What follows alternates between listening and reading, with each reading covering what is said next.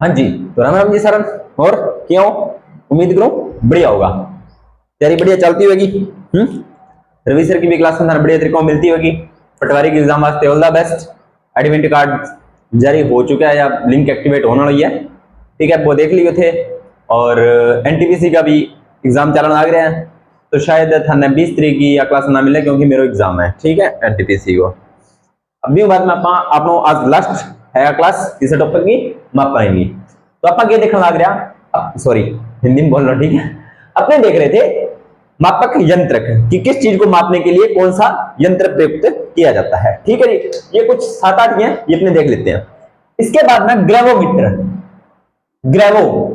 ग्रेवोमीटर कौन सा मीटर? ग्रेवोमीटर, पानी की सतह तेल की उपस्थिति, जो पानी की सतह होती है, यानी कि यहां पर ये जो आपका पानी है, ठीक है, इस पानी की सतह पर तेल की उपस्थिति को मापने के लिए कौन सा? ग्रेवोमीटर, ठीक है दोस्तों। अब ग्रेवो का गुरुत्वाकर्षण से ग्रेविटी, गुरुत्वा, तो ये नीचे की तरफ आप देख सकते हो पानी के अंदर भी, तो इस तरह से थोड़ा सा दिमाग में अटका लेना। हाइड्रोमीटर, वस्तु का सापेक्षिक घनत्व, हाइड्रोमीटर वस्तु का सापेक्षिक घनत्व। हाइड्रोफोन, जल में उत्पन्न ध्वनि, ये एक बार एक कमेंट सेक्शन में पूछा था कि जल में उत्पन्न ध्वनि को मापने के लिए किस यंत्र का उपयोग किया जाता है, तो हाइड्रोफोन, ठीक है। ध्वनि अपने जैसे फोन यूज करते हैं तो उसमें ध्वनि आती है, तो हाइड्रोफोन। अब हाइड्रोजन, देखो जल का सूत्र क्या होता है, याद करने के लिए बता रहा हूं, जल का सूत्र होता है H2O, हाइड्रोजन पर ऑक्साइड, हाइड्रोजन पर ऑक्साइड, ये जल का सूत्र होता है। तो हाइड्रोजन से हाइड्रो और ध्वनि से फोन, तो हाइड्रोफोन, ठीक है दोस्तों। ये भी आपको उम्मीद करता हूं याद हो गया होगा। हाइग्रोमीटर, वायुमंडल का सापेक्षिक आर्द्रता, देखो जो आपका हाइग्रोमीटर है वो क्या, वायुमंडल में सापेक्षिक आर्द्रता, या हाइग्रोमीटर को आप वायुमंडल की आर्द्रता भी बोल सकते हो, ठीक है, ये भी अपने कर लिया था। लैक्टोमीटर, दूध की शुद्धता। अब देखो लैक्टो से आपको ना मैं कई चीजें याद करवाता हूं, देखो दूध, मिल्क, तो जो दूध की शुद्धता मापेंगे, क्या मापेंगे? शुद्धता, तो क्या रखेंगे अपने? लैक्टोमीटर, ठीक है। दूध के अंदर जो शर्करा पाई जाती है वो कौन सी होती है? लैक्टोज शर्करा। कौन सी शर्करा जी? लैक्टोज शर्करा। दूध के अंदर कौन सी शर्करा? लैक्टोज। अब इसके बाद में अपने आगे देखें तो दूध के अंदर प्रोटीन भी, बस मैं आपको बता देता हूं, कैसीन प्रोटीन होता है। कौन सा? Casein protein. और मां के दूध के अंदर की बात, मां का जो दूध होता है उसमें जो प्रोटीन होता है वो होता है रेनिन प्रोटीन, ठीक है। और इसके बारे में, जब दूध से अपने क्या बनाते हैं? दही बनाते हैं, दूध से दही बनाते हैं, तो उस दही में देखो, दूध से अपने जो दही बनाते हैं तो दही में कौन सा एसिड होता है? दही में होता है लैक्टिक अम्ल, ठीक है। अब जो दूध से अपने दही बनाते हैं तो अपने क्या डालते हैं? बागड़ी के जामन, है नी, पंजाबी में क्या है, हिंदी में क्या मन थोड़ा सा कौन बताओ, बागड़ी में क्या है? जावण। लेकिन आपको जावण नहीं याद रखना, आपको जीवाणु याद रखना। जावण से आपको जीवाणु, और उस जीवाणु का नाम होता है लैक्टोबैसिलस। कौन सा? Bacillus, lactobacillus. तो ये दूध से संबंधित आपको इतनी चीजें आधे मिनट में याद होगी।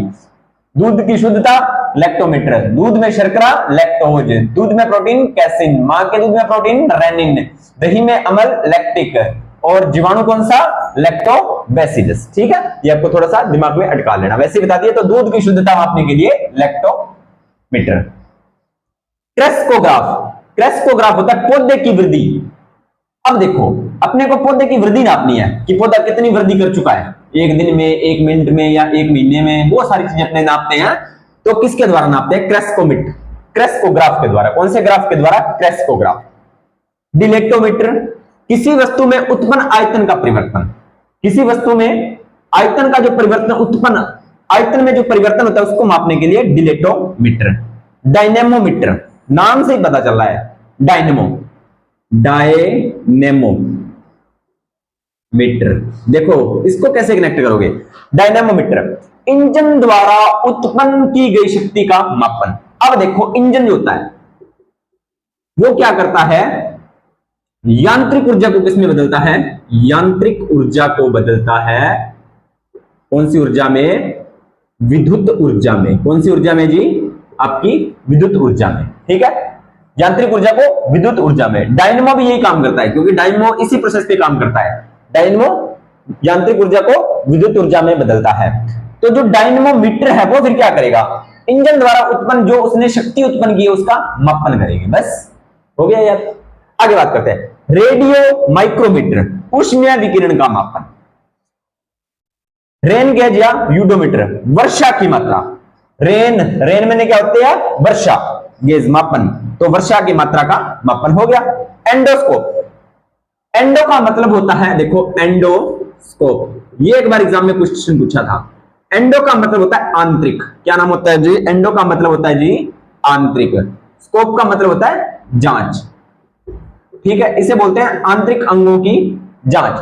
हमारे शरीर में आपने सुना होगा कई बार कि हमारा पेट खराब है, ठीक है, या हमारे लीवर में दिक्कत है, या हमारे हृदय में दिक्कत है, या किसी और ऑर्गन में, किडनी में दिक्कत है, या धमनियों में दिक्कत है, शिराओं में, आंत में, इस प्रकार के हमारे शरीर। अब बाहर से अपने थोड़ी पता चलेगा, जैसे मैं आपके सामने खड़ा हूं तो मैं, आप मेरी बाहर से थोड़ी देखते हो सर का आमाशय यहाँ पे है, सर का हार्ट यहाँ पे, ऐसे नहीं देख सकते ना।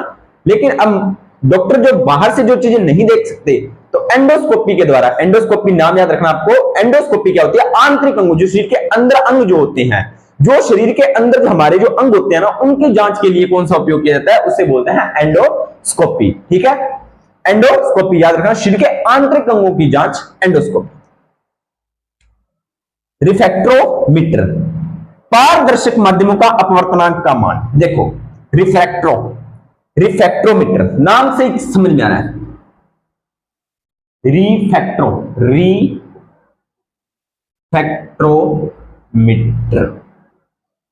रिफ्लेक्ट्रो से रिफ्लेक्ट बन रहा है ना, क्या बन रहा है, रिफ्लेक्ट। रिफ्लेक्ट का मतलब क्या होता है, क्या होता है, परावर्तन होता है वैसे तो, लेकिन इसको आपने समझाते हैं कैसे।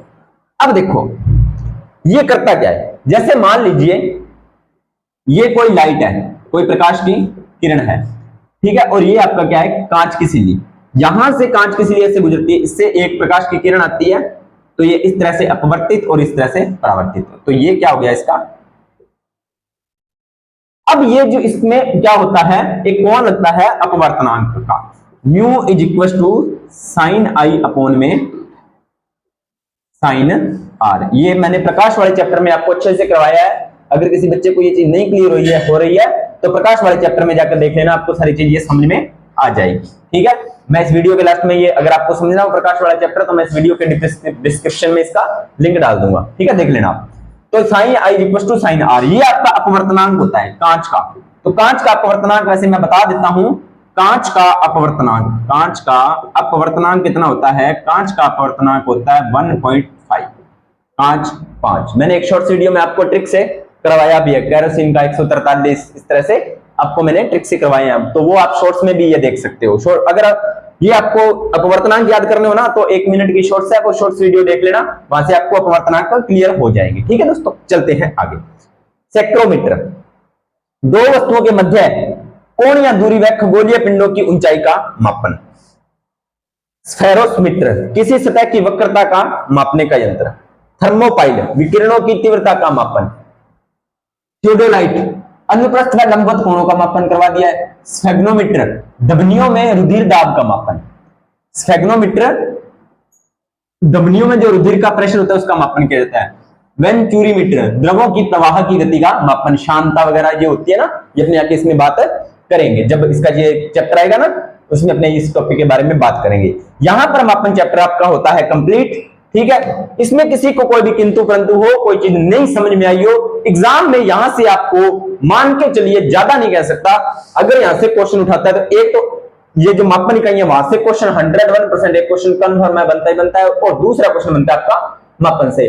तो इस क्लास से आपके अगर देख ले तो 2 क्वेश्चन आपके कन्फर्म में बाहर नहीं जाएंगे, किसी भी एग्जाम में बाहर नहीं जाएंगे, अगर यहां से क्वेश्चन वो उठाता है तो, ठीक है। और एक आपको महत्वपूर्ण जानकारी देनी थी, जानकारी ये है कि जो राजस्थान में जो 52,000 ग्रुप डी की पोस्टेज है कुछ, उसका एग्जाम तो में साइंस है, तो लगभग 5-6 नंबर की साइंस है ना, तो उसमें आप क्या करना, कुछ फिक्स टॉपिक हैं जो मैंने यूट्यूब पर करवा दिए हैं सारे के सारे, ठीक है, तो आप वो 5-6 टॉपिक देख लेना, आपका काम हो जाएगा, ठीक है।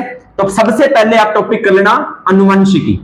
अगर कोई नया बच्चा है तो देख लेना भाई, सबसे पहले आप टॉपिक कर लेना अनुवंशिकी, ठीक है।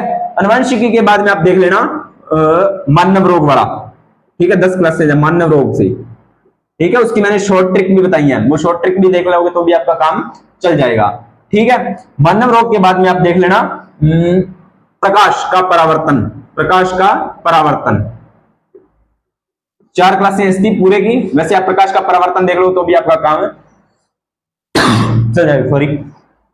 चौथा है भौतिक और रासायनिक परिवर्तन से एक क्वेश्चन बनेगा भाई, 17 मिनट की वीडियो देख लेना, ठीक है। और उसके बाद में एक अपशिष्ट प्रबंधन भी मैंने करवाया है, अपशिष्ट प्रबंधन से भी, ठीक है, वो भी आप थोड़ा सा देख लेना। अपशिष्ट प्रबंधन नहीं करवाया, सॉरी, ये रहा हुआ है, आपदा प्रबंधन करवाया है, वो नहीं है इसमें, आपदा प्रबंधन। और उसके बाद में आपका एक लास्ट टॉपिक बचता है, अगर टाइम मिले तो देख लेना, नहीं तो कोई दिक्कत नहीं है।